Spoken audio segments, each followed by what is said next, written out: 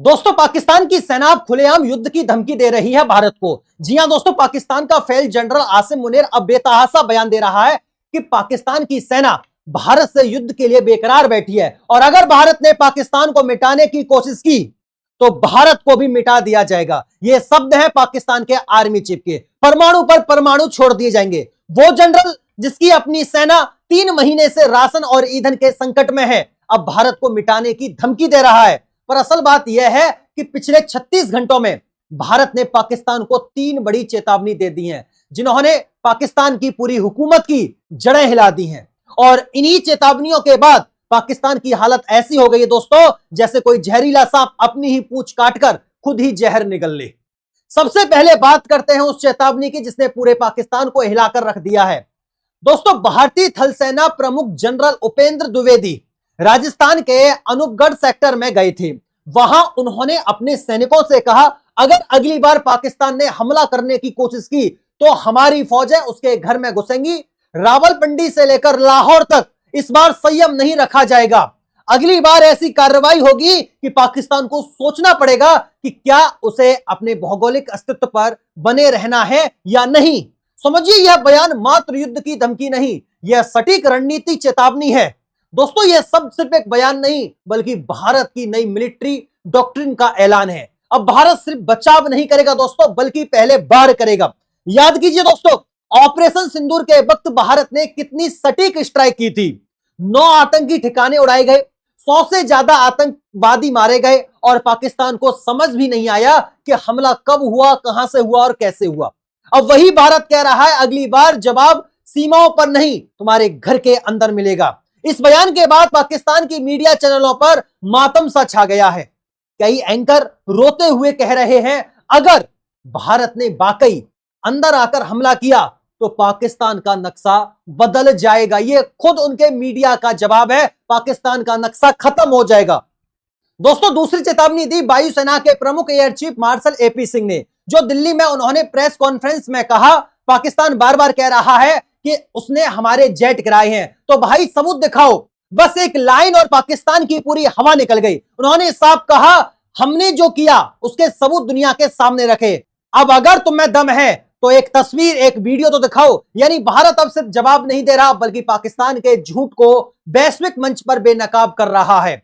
दोस्तों, वायुसेना प्रमुख ने यह भी बताया कि ऑपरेशन सिंदूर में भारत ने पाकिस्तान के कई F-16 और JF-17 जेट नष्ट किए। यह वही F-16 हैं जो पाकिस्तान को अमेरिका ने आतंकवाद से लड़ने के लिए दिए थे और पाकिस्तान ने उन्हीं का इस्तेमाल भारत पर हमला करने की कोशिश में किया। लेकिन इस बार वो मिसाइलें हवा में उड़ गईं क्योंकि भारत की रडार टेक्नोलॉजी और S-400 सिस्टम ने उन्हें पहले ही हवा में पकड़ लिया। यह चेतावनी सिर्फ सैन्य नहीं थी, यह थी तकनीकी श्रेष्ठता की घोषणा। पाकिस्तान अब जान गया है कि अगर अगली बार लड़ाई हुई तो भारत के लड़ाकू विमान आसमान नहीं बल्कि उसके भविष्य पर छा जाएंगे।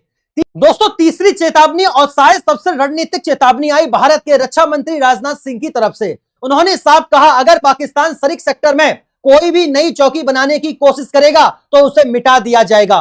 दोस्तों, सरिक सेक्टर वही इलाका है जो कराची की ओर जाने वाले रास्ते पर आता है। राजनाथ सिंह का मतलब साफ था, अब भारत की निगाहें सिरक से लेकर कराची तक हैं और इसके साथ ही उन्होंने जोड़ा, हमारा S-400 तैयार है। यानी पाकिस्तान के पास अब ना बचने का रास्ता है, ना जवाब देने की ताकत। भारत अब रिएक्शन नहीं बल्कि कंट्रोल में है। भारत तय करेगा कब, कहां और कैसे जवाब देना है। अब बात करते हैं पाकिस्तान की, क्योंकि भारत की 3 चेतावनियों के बाद इस्लामाबाद में जो हाल है वो पूरी दुनिया देख रही है। ISPR यानी इंटर सर्विस पब्लिक रिलेशन, जो पाकिस्तान की सेना का मीडिया विभाग है, उसने बयान जारी किया, अगर भारत ने हमला किया तो विनाशकारी परिणाम होंगे, जल जला आएगा और हम पीछे नहीं हटेंगे। अब यह वही ISPR है दोस्तों जिसने 3 दिन पहले अमेरिका से फोन करके कहा था, प्लीज भारत से कहिए युद्ध रोक दे। तो भाई, पहले भीख मांगो, फिर धमकी दो, तय कर लो एक रास्ता। पाकिस्तान की हालत ऐसी है जैसे कोई डूबता आदमी पानी में हाथ पैर मारकर खुद को ही और नीचे ढकेल दे। भारत की चेतावनी का सबसे बड़ा असर यह है कि पाकिस्तान ने अपने आतंकी ठिकाने POK से हटाकर अब खैबर पख्तूनख्वा और पेशावर के अंदर बना लिया है। क्यों? क्योंकि उन्हें डर है कि भारत फिर से ऑपरेशन सिंदूर जैसे सर्जिकल स्ट्राइक करेगा। लेकिन पाकिस्तान की यह चाल भी फेल है, क्योंकि भारत ने यह पहले ही कह दिया है कि दूरी चाहे 30 किलोमीटर हो या 300, हमारे लिए फर्क नहीं पड़ता। अब पाकिस्तान के आतंकियों को सिर्फ एक डर सताता है, कब और कहां से हमला होगा। भारत की चेतावनियों ने सिर्फ सीमा पर नहीं बल्कि पाकिस्तान के अंदर भी आग लगा दी है। पूर्व वित्त मंत्री इसहाक डार ने खुलकर कहा, पहले भारत को धमकी देने से पहले बताओ जब युद्ध हुआ तब अमेरिका को बीच में क्यों बुलाया। उन्होंने पूछा, अगर तुम्हें अपनी ताकत पर भरोसा था तो फिर डीजीएमओ से कॉल क्यों किया गया। यानी पाकिस्तान की अपनी ही राजनीतिक अब सेना के खिलाफ हो चुकी है और यह बात पाकिस्तान की जनता भी समझ रही है कि उनका असली दुश्मन भारत नहीं बल्कि उनकी अपनी सेना है। इधर बलूचिस्तान में लोग सड़कों पर उतर आए हैं। वो कहते हैं, भारत ने अगर एक बार और हमला किया तो हमें भी आजाद करा दो। बलूचिस्तान के लोग पाकिस्तान सेना के खिलाफ अब खुलेआम नारे लगा रहे हैं और यह वही इलाका है जहां चीन पाकिस्तान कॉरिडोर सीपीईसी चल रहा है। यानी अगर भारत अगला ऑपरेशन करता है तो वह सिर्फ पाकिस्तान को नहीं बल्कि चीन के अरबों डॉलरों के निवेश को भी धूल में मिला देगा। दोस्तों, अब भारत का रुख एकदम साफ है। भारत युद्ध नहीं चाहता, पर मगर मजबूर किया गया तो यह लड़ाई भारत की जमीन पर नहीं होगी। भारत अब दुश्मन की सीमा में जाएगा और उसे वहीं खत्म करके आएगा। यह नया भारत है जो चेतावनी नहीं देता, सीधा हिसाब करता है। तो दोस्तों, अब हालत साफ है।